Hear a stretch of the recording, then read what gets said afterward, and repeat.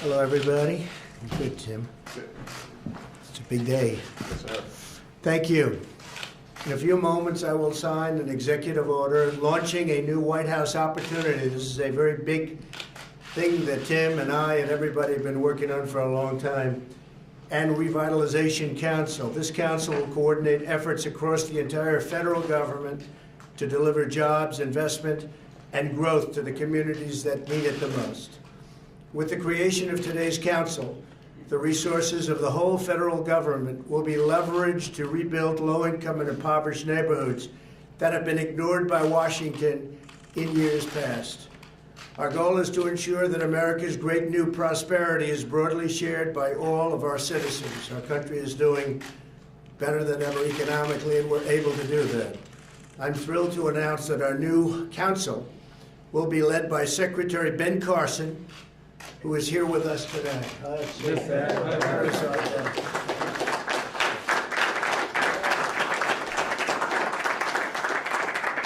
Also with us is Secretary Stephen Mnuchin and Secretary Wilbur Ross, who will both serve on the council and play a critical role in its work.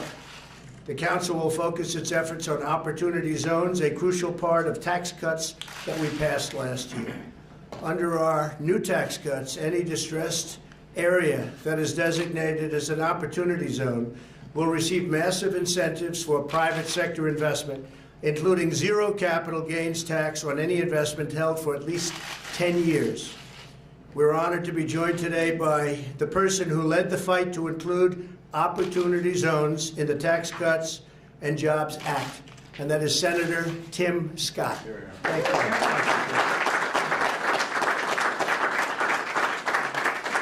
We're also joined by Roger Campos of the Minority Business Roundtable, along with Jimmy Kemp. Thanks, fellas. Appreciate it. It's great. Pastor Darrell Scott, friend of mine for a long time. Where's Darrell? Right here. Darrell. Bishop Harry Jackson. Harry, that's great. And local officials from Baltimore, Maryland, Norfolk, Virginia, and Allegheny County, Pennsylvania. For decades, job growth and investment have been concentrated in a few major metropolitan areas. This has created a geographic disparity, a very big one in many cases, where some cities have thrived while others have suffered chronic economic and social hardship. With opportunity zones, we're drawing investment into neglected and underserved communities of America so that all Americans, regardless of zip code, have access to the American dream. Governors know their local needs best. Following the enactment of our tax law, America's governors designated nearly 9,000 neighborhoods as opportunity zones, from communities in the rural West Virginia to suburban Arizona to inner city Chicago. The Treasury Department has estimated that as a result of these tax incentives, private businesses will invest $100 billion in opportunity zones, and that will be incredible. This council will support communities like East Baltimore, where Pastor Dante Hickman is helping lead a groundbreaking project in the newly designated Opportunity Zone. I'd like to invite Pastor Hickman to say a few words about today's initiative. He's been an incredible leader, a man of faith, and somebody that we all believe very strongly in. Pastor, please.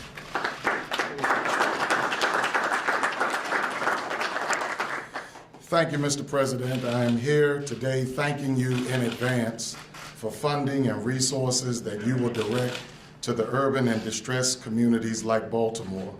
The executive order you signed today will make it possible for us to work with your administration on a common goal of investing to restore people as we rebuild properties in neglected communities. As pastor of the Southern Baptist Church and through our Mary Harvin Transformation Center Community Development Corporation, in partnership with other faith-based stakeholder institutions, developed the East Baltimore Revitalization Plan, addressing development needs of over 100 acres just north of Johns Hopkins Hospital, and was recently approved and adopted by the City Planning Department of Baltimore. Our area has been federally designated as an opportunity zone, and this bipartisan legislation can leverage public and private funding towards community revitalization.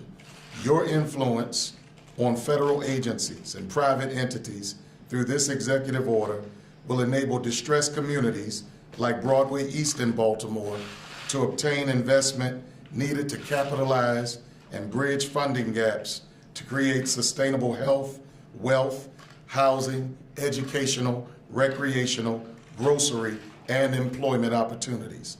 It will strengthen small, emerging, and other businesses, as well as enable financial support of historically black colleges and universities like Wiley College in Marshall, Texas, where I attended.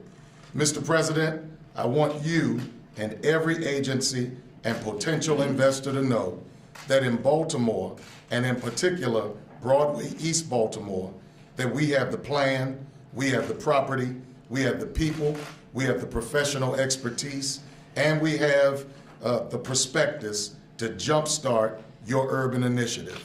Baltimore is prepared to be a demonstration project for a national urban revitalization strategy.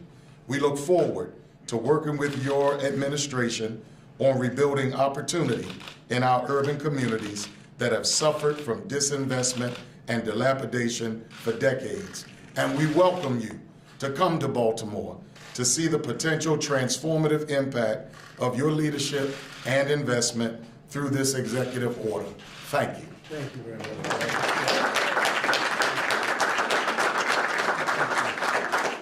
Thank you, Pastor. Today, we are also proud to be joined by one of America's most admired business leaders, the co-founder of the television network BET, Bob Johnson. Bob, please. Hi, Bob.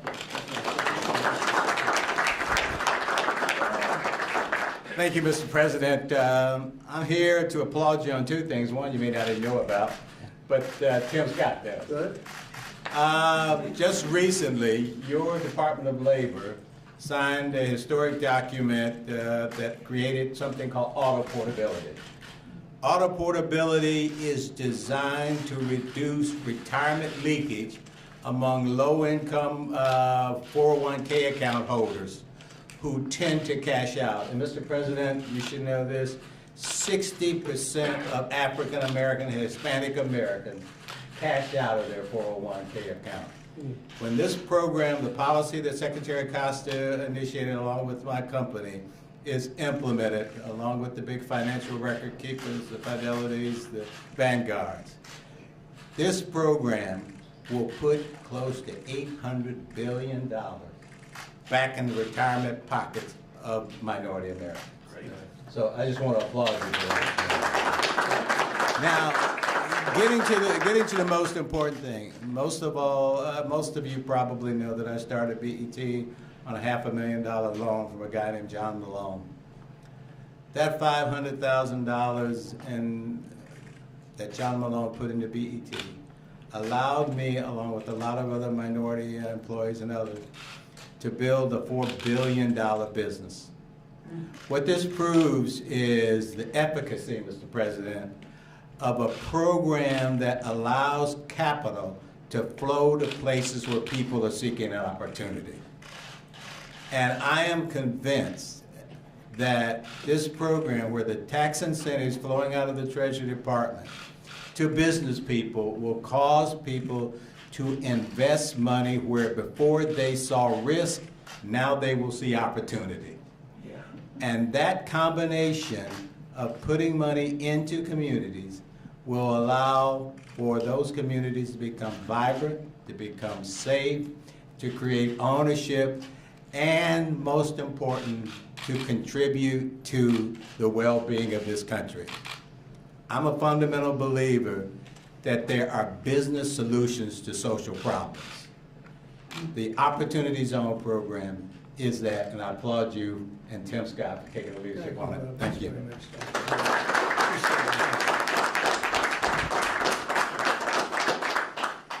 Thank you very much, Bob. Under my administration, we are fighting every day for all Americans. African Americans and Hispanic American poverty rates have reached their lowest levels ever recorded in the history of our country. African American and Hispanic American unemployment have recently achieved the lowest rates ever recorded. African American youth unemployment has reached the lowest rate ever recorded. That's pretty good, Bob, isn't it? What? Pretty good. Last year alone, we lifted 1 million Americans out of poverty, which is a record. We have launched a cutting-edge campaign to provide skills and job training to nearly 6.5 million Americans. We are fixing disastrous trade policies that gutted middle-class communities, and we are expanding real educational choice for our students. As part of our commitment to building safe and prosperous communities, the Senate will soon vote on our landmark criminal justice reform package that we've all been working very hard on. You have been working very hard on it. The First Step Act, it's called. This legislation will give former inmates and nonviolent offenders the chance to become productive, contributing, law-abiding citizens. But we have much more work to do. The White House Opportunity and Revitalization Council will drive our ambitious agenda and drive it very, very powerfully. No citizen will be forgotten, no community will be ignored, and no American will be left on the sidelines. To achieve our national destiny, we all must unlock the potential of all of our people, not just some of our people. Together, we will take our nation to new heights by realizing the full promise of America for every citizen in our magnificent land. With that, I would like to invite Secretary Ben Carson to the podium. Before I sign the executive order, I'd also like to ask Tim Scott to say a few words, great senator, and then we'll sign. Thank you very much. Ben, first.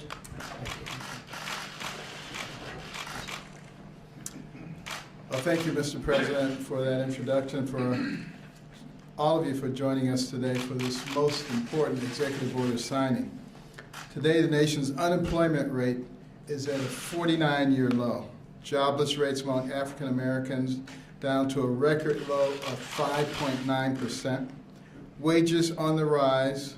While we can all be proud of these achievements, one challenge has remained. There are still communities in our country that have seen little or no new investment in generations. During his inaugural address, President Trump declared that the forgotten men and women of our country will be forgotten no longer. It is critical that every American shares in the gains of the past 2 years. Today, the President is establishing the White House Opportunity and Revitalization Council through an executive order.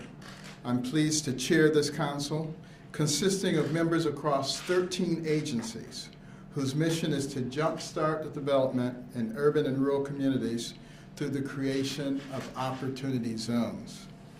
Located in economically distressed communities across this country, opportunity zones are home to approximately 35 million Americans. The Department of Treasury estimates that the opportunity zone legislation could attract over $100 billion in private investment, which will go a long way to spur on jobs and economic development. This kind of medicine is precisely what a doctor would prescribe to heal communities where nearly 1 in 3 people live in poverty and unemployment is nearly twice the national average. Too often, new investments into distressed communities are here today and gone tomorrow. By offering incentives that encourage investors to think in terms of decades instead of days, opportunity zones ensure that development is here today and here to stay. This long-term approach means that new growth becomes consistent growth and new jobs become steady jobs. The result is an innovative market and place-based approach that creates a win-win for investors and distressed communities alike. The Council will help improve the efficacy of this process and is ready to consider more than 150 actions to better target, streamline, and coordinate federal programs and opportunity zones. These are still the early days in terms of the work of the council and opportunity zones, but the groundwork has been laid. The seeds the president has planted are growing, and the promise they hold to improve places long forgotten in the lives of those who call these places home. And with that, I invite Senator Scott, who was instrumental in creating the zones, after which time the president will perform the deed.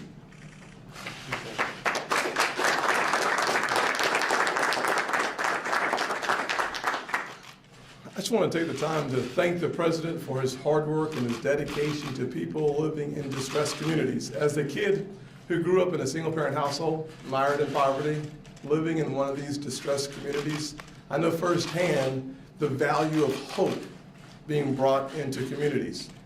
Under this administration, Mr. President, under your leadership, what we've seen happen in the last several months is unprecedented. You can think first about opportunity zones. When you and I had a conversation about the zones over a year and a half ago, you immediately jumped on board and took the lead. And because of your leadership, opportunity zones that will help distressed communities, over 8,700 throughout this country, is a reality.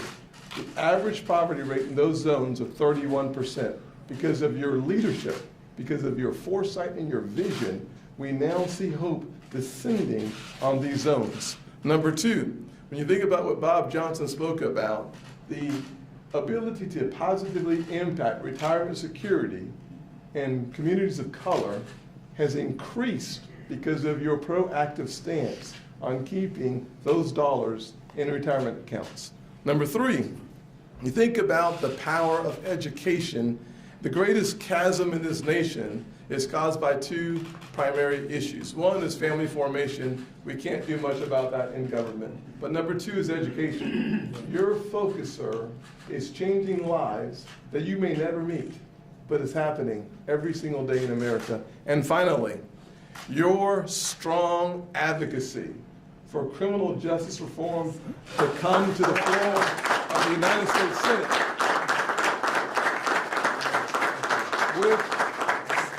without any question, without your leadership, our Senate would not have made the decision to take it up in 2018. So when it passes, the credit starts at the White House and starts with President Donald Trump. Thank you.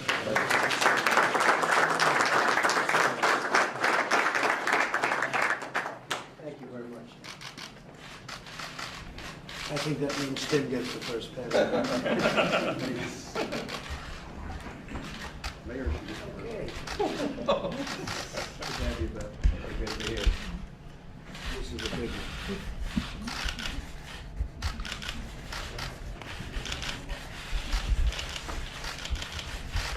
Okay. Here you go, Wayne. Don't worry, we got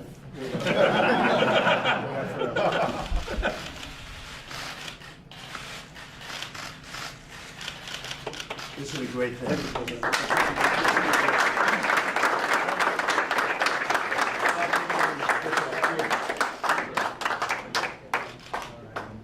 Thank you, everybody. Mr. President, Mr. President, in reaction to Michael Cohen's sentencing. Mr. President. What? Mr. President, in reaction. Thanks, everybody. Mr. President, did Michael Cohen